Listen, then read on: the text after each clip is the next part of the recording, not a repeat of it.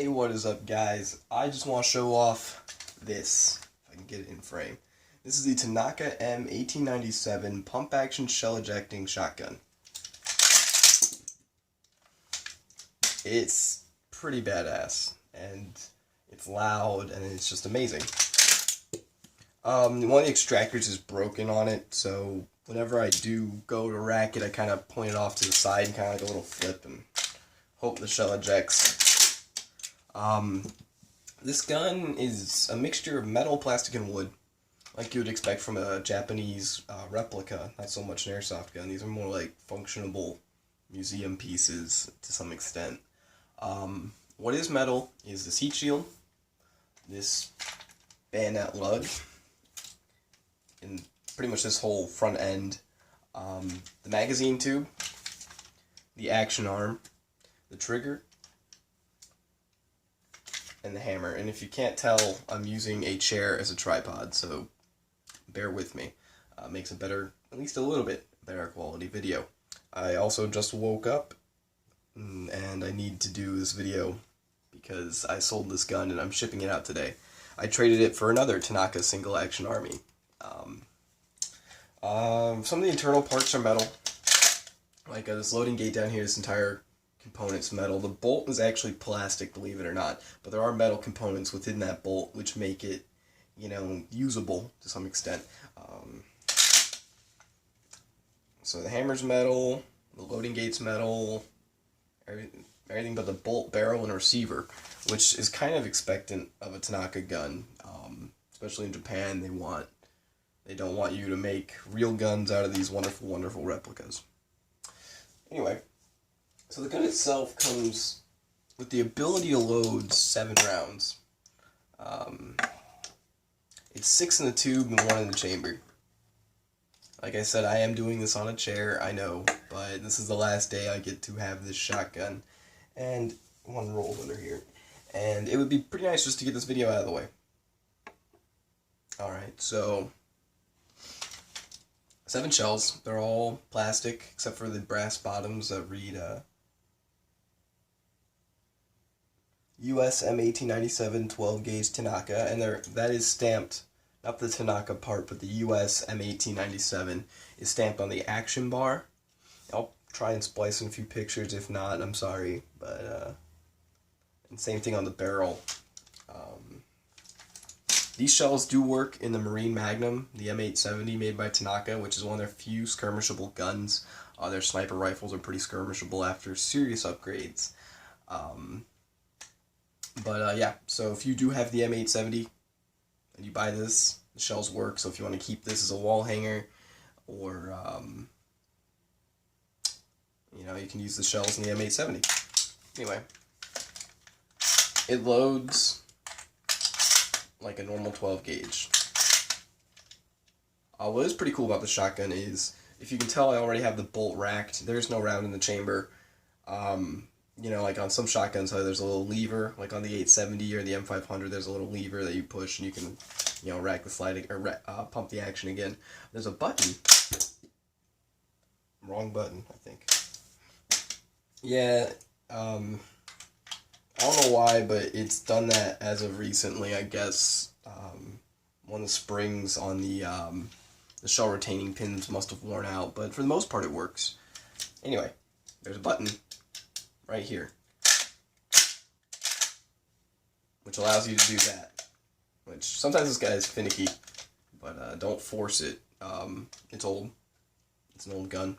It's probably been used a lot. I'm like the 3rd owner, I believe. 3rd or 2nd, so yeah. So they push this button, and the extractors didn't work. Like I said, one's broken, but it can take real steel extractors, and yeah. Sometimes it does. See if I can get a better view. This is probably one of my favorite airsoft guns, collectability wise. The Maruzen PPK is one of my favorites, the Tanaka Single Action Army. Like I said, I traded for a second one.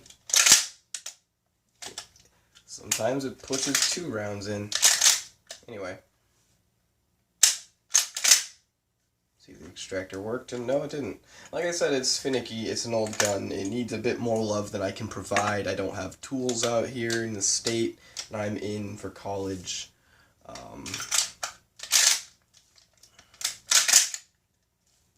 So it's you know, not feasible for me to really keep this gun.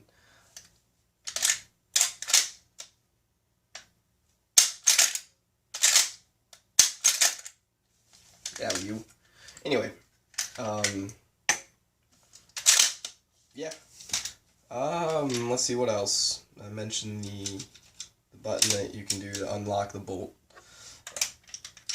You can actually eject shells from the tube. So let's say you're done. If you actually do use this in a skirmish, there's two buttons. There's one right here on the left-hand side and one on the right-hand side. I'm sorry if the lighting's not very good. This video is impromptu and last minute.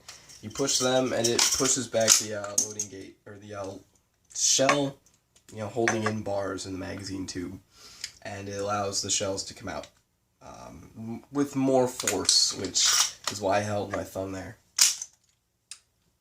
Yeah, a lot of force. Which is still pretty cool, but, you know, you don't want to damage those shells. They are expensive. If you really want to use green gas, I know Mad Bull they make green gas shells for this shotgun. They're like $65 for a pack of 5, though, so that is kind of pricey. Let's see. So yeah, just a brief overview. The receiver is plastic, unfortunately. The barrel is plastic. The heat shield's metal, a bayonet lug, and that component up top is also metal. The magazine tube, which this Tanaka metal has a nice sheen on it. It just looks good. It's got, you know, it just looks good. I don't know why. It's different than some of the, like, GMP's metal or, you know, VFC. Like, it leaves fingerprints on it. You may need to clean it up. It looks like it's got some sort of finish to it. Just an overall outstanding replica. The pump is wood.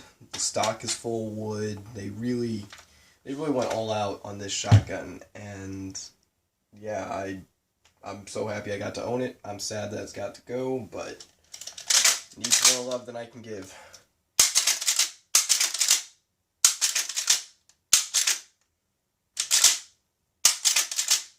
So yeah, it's just an amazing shotgun. Fun fact, this is the first pump-action shotgun ever produced. Really and truly.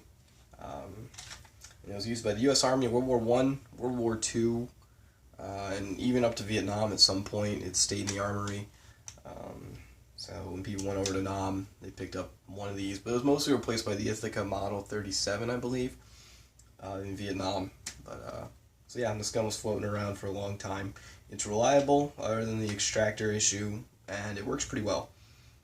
So yeah, if you want to get your hands on one of these, I'd recommend it. Be careful, some of the overseas Hong Kong prices on this kind of shotgun, I saw one going for $1,000, like $1,000 US, and I emailed them and they were serious. Now, you pay maybe $400 to $600 at the most. Okay. Anyway, so yeah, this is the Tanaka m1897. Just a badass little gun. Drops the shell. Just a badass little gun. And I'm happy I got to own it. So, anyway, thanks for watching. I'm sorry I haven't got to post that EBR video yet. Like I said, I moved to a different state for college, and it didn't get to go with me. Unfortunately, it's an expensive gun to ship, just like this will be, because I sold it. Dang. Anyway, I just didn't send any of my gear out here at all. So, yeah. Next time I'm back in my home state, I'll do a video on that classic Army EBR. I've noticed a lot of people, they haven't posted much about that EBR. And in all honesty, I've held this 6mm Pro Shop one, and they don't compare. They don't compare at all. It's kind of sad. But I'll do a video on that later. Thanks so much for watching. You know, I never really expect my videos to do as well as they do. So, thanks. Alright, I'll see you guys later. Thanks for watching.